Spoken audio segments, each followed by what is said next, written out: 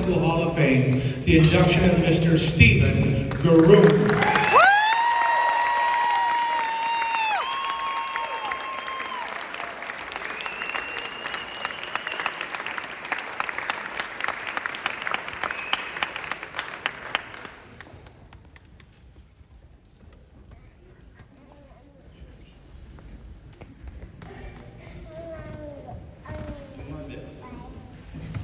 All right, where's my cheerleaders? Cheerleaders up. Cheerleaders up. All right, I'm gonna lead you now. Here we go, Comets, here we go. Here we go, Comets, here we go. Here we go, Comets, here we go.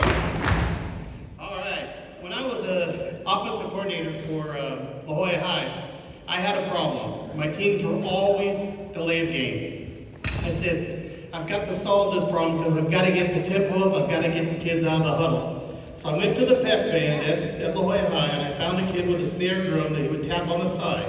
He would look for the guy with the white hat. As soon as he marked the ball, blew the whistle. When we got 10 seconds in, he would tap on the side of the drum. And that would tell the kids to get out of the huddle. We got to hurry it up, get the tempo going. I am going to speak as fast as I can tonight. Because, I can't say that. Gotta behave. I told my wife I'll behave. So, it's subtle, but it was loud, but it made the point. And we never had any problem with tempo anymore. Then I came to Kearny, we didn't have a pep band, we didn't have other things. So I said, we gotta fix that. Which we are. We're probably gonna have a pep band this year. So, I'm gonna hurry it up. I came to Kearny as an artist. That was what I came from in middle school. Like Alan Trammell came as a basketball player, I came and got to see Mr. Garris and Mr. Wiggins. And so I had a dream and a vision. I love to do group pictures. I did football teams, I did baseball, I did basketball. They were action scenes, but they were groups. So I had a dream about a picture I'd like to paint, and I've got to do it someday. It's essentially the ultimate Hall of Fame, Kearny Hall of Fame party. It's a painting of the Kearny Hall of Fame party. Think about that. Some are dead, some are alive. It'll be located in Al Jance's Mission Bay, right down the water. Terry Hansen and Thelma, they would be organizing it, setting everything up. Zibby would be bringing my cheerleaders on and making sure she organizes it, because she's the fastest lady I know. Jim O'Brien, Earl Southern, they would be setting up the over-the-line tournament. John Urquiaga would be talking about swimming and telling everybody how good he looked in the Speedo. Tim Short would be setting up the volleyball tournament, and everybody knew Tim Short. It's like I told his wife, a lot of people didn't understand his intensity, but when he played volleyball, his thing was spike the ball, hit him in the nose, and break their nose. So Tim would be setting up the volleyball. David Clements would be on the beach with the wheelchair that was put together by Wes Johnson, class of 75, Accessible San Diego, that he founded. Rick Roulette would be capturing the information, because that's what he always does. He captures and documents. Tom Barnett, Bert Slater, Hugh McMillan, and also Freddie Bates, would be out there having a beer on the water. Trammell would be confused because does he play basketball or does he play baseball? We know what he is. He ended up doing it. I guess he turned out okay at baseball. Tess Garrison, we know her as Terry Tom. And she would be working with, I know when we had the event here, when she was inducted, she ended up speaking to our detective, Jim Collins, who was a former alumni president, Hall of Fame. And he was a detective that did a lot of the major cases in San Diego, and she was a crime scene author. Paula West would be singing jazz to Randy Rogel's playing the piano. See, yeah, singing background. Eddie Emo would be getting us in a haka or whatever they call it, all that stuff. Yeah, he'd be doing that. Bob and Mr. Z would be getting the choir together. We'd get some music going. Jack Winans, I didn't get to know Jack until after, so I didn't know him before. I didn't know him as a student. I knew him afterwards when we were doing his event. And he would be asking me then and now, how are the ticket sales going? Is the house going to be all right? You got to make sure you take care of that. Lee Bolton, he was my father-in-law's football coach. he would be out here working about beach wrestling, which actually is a sport on the beach. John Baca and Bill Bolden would be talking about body surfing. John Baca is a Medal of Honor awardee. And Billy Bolden, of course, we just lost Billy, and God, I miss him. He was a lot of fun. I was blessed to kind of meet him because of these events. Bruce Ward would be working the barbecue, because he loves barbecue, travels the whole world to try it. And I really would miss, I'd love to see him again. Edwin Buchanan, Morris Akers, and the class of 57 wrestling team. And Linda Shannon, she's always here. That's why she's the 12th man. It was a dream, and now it's a reality. You know, it was just like I say, it was a dream, now it's a reality. I think it's pretty cool to be on the same wall as Cleavon Little, Harold Green, and Phil Tippett. A lot of you don't know who Phil Tippett is, but if you watch any Star Wars, you'll know Phil Tippett. Just do it at the little church. I'm honored to become a member of this elite group.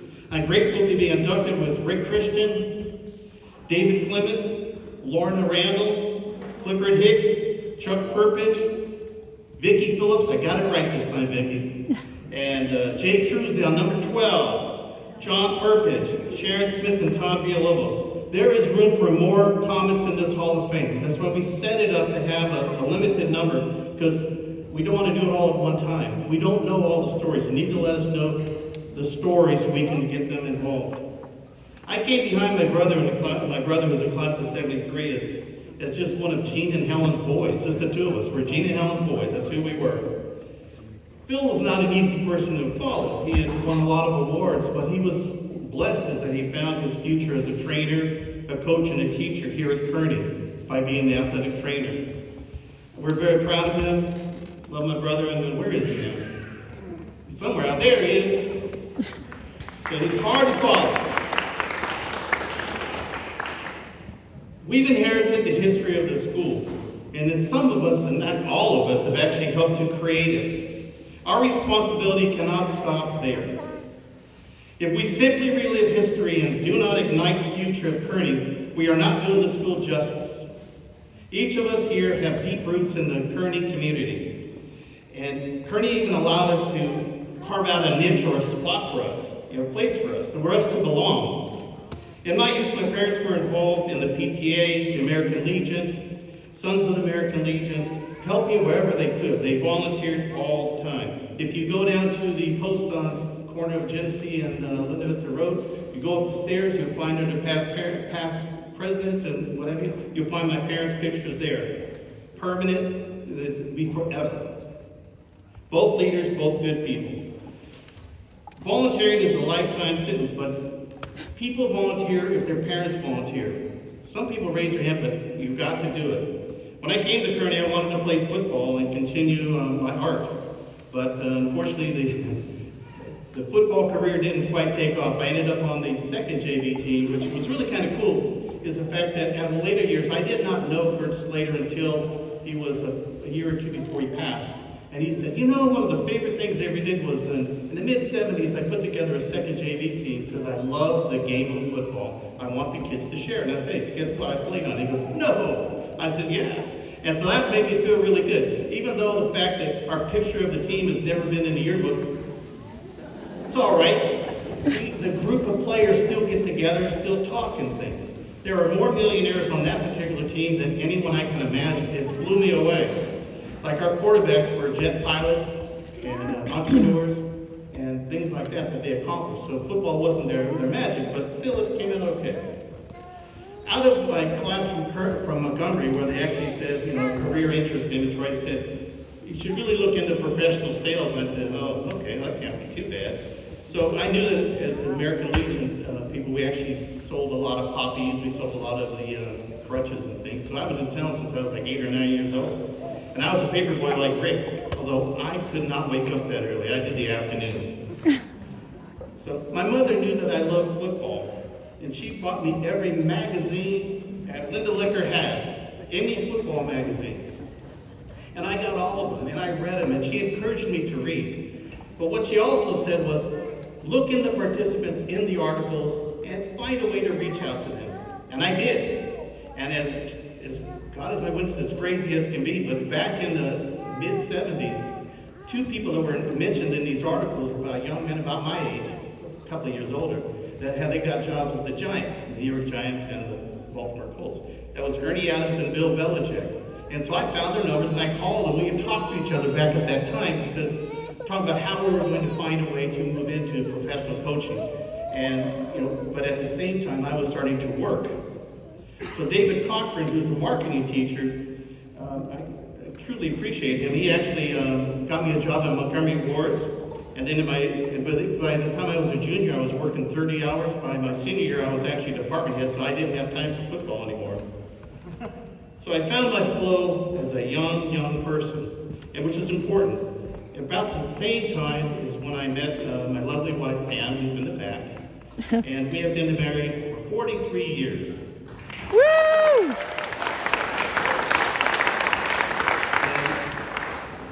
I have to steal it from you, Gene. Is my wife, Pam, does not follow the obey part really well. In the words, the obey, I always will obey. But thank goodness she does what she wants to do. But I do hope that you feel loved, honored, and cherished every day of your life. Aww. To my kids, I cannot be more proud of my 4 kids. Life is not easy. You find out what you can do, what you can take, and you just do it. Be the root, like a tree root. Everybody who has a tree knows that eventually will knock down a wall. Be the root. Maggie, who you saw there, thank you so much for that beautiful video. She's married to Josh and gave me 3 beautiful grandchildren, and we love Josh. Nicholas, who's a great salesperson in his own right, and is probably going to have his own makeup line. Allie is married, has a beautiful baby that's out here running around screaming. Demi works to feed the homeless and to also find homes for homeless vets. My 5 grandchildren, Natalie, she can raise her hand, she's a class president at LLP. Adam volunteers at his school and he loves robotics. Owen loves of life and is just truly an inspiration. Mara and Hermione are my Irish twins. They were both born during COVID. In the past 13 years, work with Kearny students as a coach and business mentor has been fun. It has allowed me to make a hands-on contribution to our school. Over the years, I've had tremendous support from the different organizations, and I cannot thank enough for you that have come to help me celebrate tonight. To Dana, Linda, and the Kearny Alumni Association, I cannot thank you enough for allowing me to be your president. Thank you very much.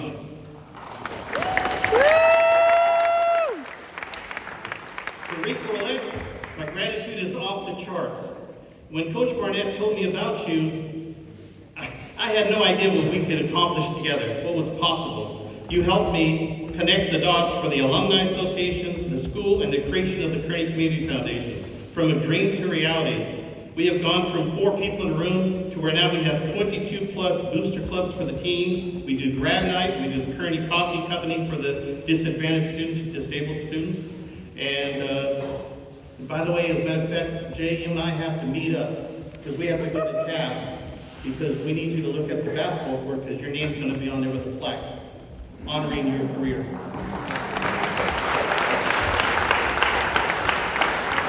I never expected to be on this stage tonight. I will never forget this evening. When Morris nominated me, I was stunned. As always, alumni, we're essential into the Kearny landscape. I don't know about you, but I'm not done with Kearny yet. I am committed to its future, and I hope that you will join me in that commitment. As a member of this honored class, we have a responsibility to make our school stronger. The past 2 years, our school has faced pandemics, social strife, and competition and everything else. They're not ready. We need to help them. We shouldn't walk away now. When we leave the stage tonight, it is no longer about us. It is about cultivating the school that has given us so much to each of us. It is about nurturing the school to live and thrive another day, another year, another decade, and another generation. It's about the guarantee the kids that have a chance to learn, to grow, bond, and have fun. With every class they take, with everything's written, every homework, the audience tonight has fanned the flames. It is made up of diehard comments and family and friends. You feed the comic spirit, and cheerleaders would say deep down in your heart. But I will hold back from that. We have ignited the fire, and you fanned the flames. Eventually, those flames will be whipped by the winds of change, but it doesn't need to smolder. The future of this school is up to us to help shape and support the students, the teachers, and administration. Put them on our shoulders. We are collaborators in creation. Let this moment be a great memory to cherish, but just remember, a legacy is only worthwhile when there's a future to fuel. God bless you and God bless Kearny. Thank you very much.